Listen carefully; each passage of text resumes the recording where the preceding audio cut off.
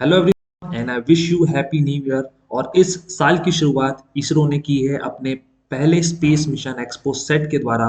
और इसी के साथ भारत दुनिया का दूसरा ऐसा देश बन चुका है जिसने सेलेस्टियल ऑब्जेक्ट से निकलने वाली एक्सरेज पे स्टडी करने के लिए अपना मिशन एक्सपोसेट को अंतरिक्ष में भेजा है। तो चलिए इस वीडियो में हम एक्सपोसेट के बारे में जानने की कोशिश करते हैं कि क्यों एक्सपोसेट हमारे लिए इतना इंपॉर्टेंस होता है, एक्सपोसेट मिशन है क्या, और आने वाले समय में इससे हमें कौन कौन सी उपलब्धियां मिल सकती हैं। तो चलिए स्टार्ट करते हैं।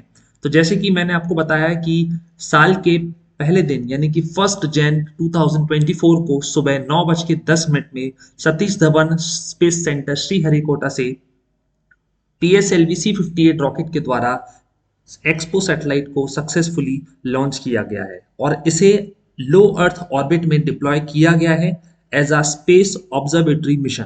यदि मैं आपको बताऊं कि स्पेस ऑब्जर्वेटरी मिशन होता क्या है, तो स्पेस ऑब्जर्वेटरी मिशन कुछ इस तरीके का होता है कि ये अर्थ है और अर्थ के अराउंड जो एक एटमॉस्फेयर होता है, अ ब्लैंकेट ऑफ गैसेस। तो अर्थ सरफेस से लगभग 650 किलोमीटर की ऊंचाई पे इस सैटेलाइट को प्लेस किया गया है और वहां पे ये सैटेलाइट रिवॉल्व होके जितने भी जो सेलेस्टियल ऑब्जेक्ट्स हैं like black holes, neutron, nebula, जिनकी आज तक बहुत से सीक्रेट्स रिवील नहीं हुए हैं, तो उनसे निकलने वाली एक्सरेज से ये एक्सपोसेट मिशन उन एक्सरेज को ऑब्जर्व करके हम तक उसकी स्टडी ये पहुंचाएगा। तो ये भारत का बहुत ही इंपॉर्टेंट मिशन होने वाला है, एक्सपोसेट मिशन। अब एक्सपोसेट मिशन में एक्सपोसेट का मतलब क्या होता है? इसका मतलब होता है X ray polarimeter satellite. Okay, and this mission is dedicated to analysing the polarisation of X rays emitting from the celestial objects like black holes, neutron stars, etc. तो ये फुल फॉर्म आपके लिए जरूरी है ध्यान रखना कि एक्सपोसेट में इसका फुल फॉर्म क्या होता है। तो it stands for X ray polarimeter satellite, यानी कि जो एक्स रेज हर सेलेस्टियल ऑब्जेक्ट्स जो एमिट करता है उसको पोलराइज्ड फॉर्म में ये कन्वर्ट करने का काम एक्सपोसेट मिशन की करेगा। और इस मिशन का जो लाइफ साइकिल है ये लगभग 5 साल माना जा रहा है, यानी कि 5 साल बाद ये डीकमीशन हो जाएगा, यानी कि ये काम करना बंद कर देगा। तो ये 5 साल भारत के लिए और भारत के साथ साथ जितने भी जो डेवलप्ड नेशंस हैं उनके लिए काफी ज्यादा इंपॉर्टेंट ये एक्सपोसेट मिशन रखने वाला है। यदि हम बात करें कि एक्स रेज होती क्या है, तो इस ब्रह्मांड में जितने भी बड़ी से बड़े ऑब्जेक्ट्स हैं, यदि हम बात करें सन, बड़े बड़े stars, black holes, neutron, nebula, तो ये सारे ही सेलेस्टियल ऑब्जेक्ट्स इलेक्ट्रोमैग्नेटिक वेव्स को एमिट करते हैं। इलेक्ट्रोमैग्नेटिक वेव्स यानी कि जिसमें इलेक्ट्रिक वेव्स और मैग्नेटिक वेव्स लाइट के डायरेक्शन में एक दूसरे के परपेंडिकुलर जो ऑसिलेट होते हैं या वाइब्रेट होते हैं, उन वेव्स को हम इलेक्ट्रोमैग्नेटिक वेव्स कहते हैं।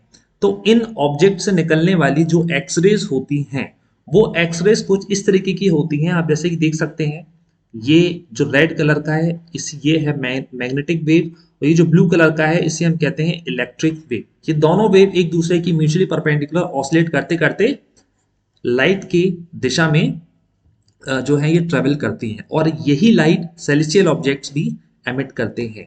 अब यदि हम देखें इसका मिशन का नाम पोलैरिमीटर क्यों रखा है, क्योंकि इस मिशन में एक फिनोमेना होता है जिसे हम कहते हैं पोलराइज्ड लाइट। अब ये पोलराइज्ड लाइट होती क्या है, तो आप इस फिगर के थ्रू देख सकते हैं कि यहाँ पे जो आपको एक लाइट रे दिख रही है, आपको यहाँ पे बहुत सारी वेव्स मल्टीपल डायरेक्शंस में या तो मल्टीपल प्लेन्स में ऑसिलेट करती हुई दिख रही हैं। तो जब लाइट एक से ज्यादा डायरेक्शन में ऑसिलेट करती है उसको हम कहते हैं अनपोलराइज्ड लाइट।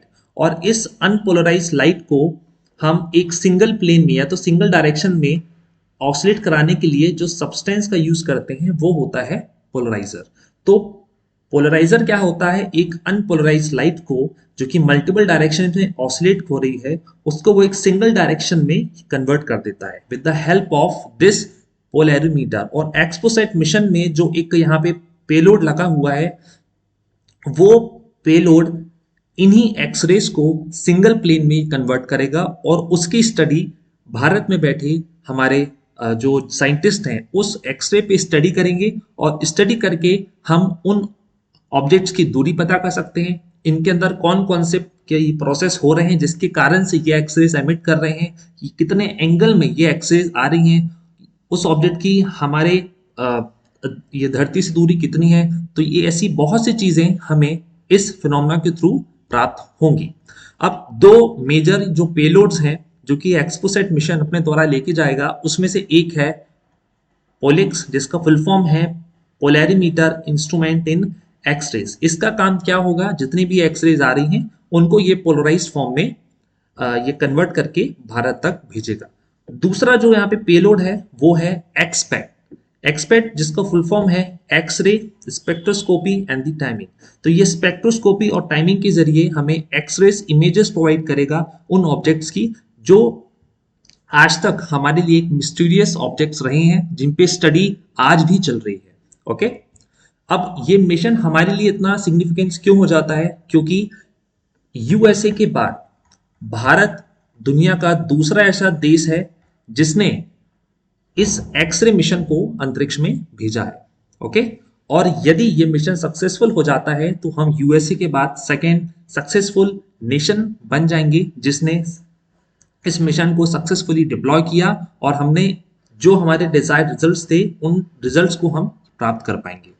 और ये आज तक जितने भी जो सेलेस्टियल ऑब्जेक्ट्स थे, black hole, neutron stars, active galactic nuclei, ये पल्सर, इनकी आज तक स्टडी चल रही थी। और इस मिशन के द्वारा यदि मिशन सक्सेसफुल हो जाता है तो ये सारे ही क्वेश्चंस के आंसर हम सभी को बहुत जल्द से जल्द मिल जाएंगे। तो इसी के साथ मैं ईशान इस वीडियो को समाप्त करता हूं। So have a good day, जय हिंद।